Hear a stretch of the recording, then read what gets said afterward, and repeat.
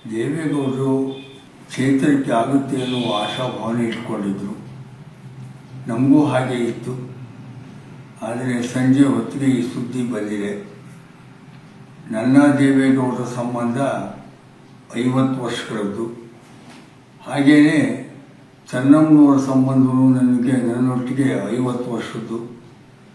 ಆ ತಾಯಿಯನ್ನು ದೇವೇಗೌಡರನ್ನ ಎಷ್ಟು ಹತ್ತಿರದಿಂದ ನಾನು ಬಲ್ಲೆನೋ, ನನ್ನ ದೇವೇಗೌಡರ ಒಡನಾಟ ಎಷ್ಟು ಆತ್ಮೀಯವಾಗಿತ್ತೋ, ರಾಜಕಾರಣಕ್ಕೆ ಹೊರತಾಗಿ ಎಷ್ಟು ಆತ್ಮೀಯವಾಗಿತ್ತೋ ಅಷ್ಟೇ ನನಗೂ ಮತ್ತು ಚೆನ್ನಮ್ಮನವ್ರಿಗೂ ಸಂಬಂಧ ಇತ್ತು.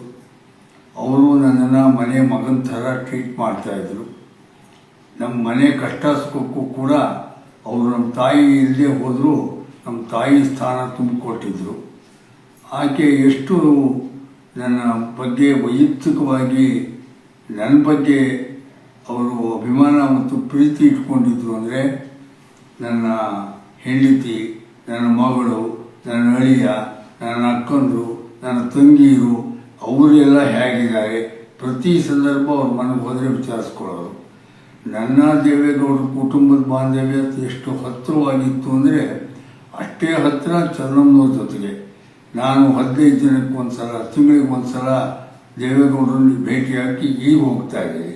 ಮೊದಲಂತೂ ಪ್ರತಿದಿನ ಅವ್ರ ಮನೇಲೆ ಕಾಲ ಕಳೀತಿದ್ದವನು. ಆಗ ಪ್ರತಿನಿತ್ಯ ರಾತ್ರಿ ದೇವೇಗೌಡರು ಚೆನ್ನಮ್ಮನವರು ಒಟ್ಟಿಗೆ ಕೂತ್ಕೊಂಡೇ ಊಟ ಮಾಡಬೇಕು.